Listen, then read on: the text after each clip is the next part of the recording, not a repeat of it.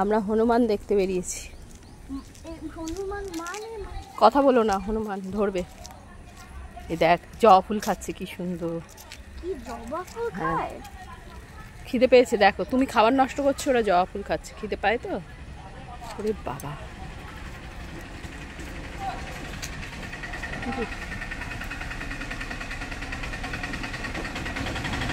কি সুন্দর দেখতে।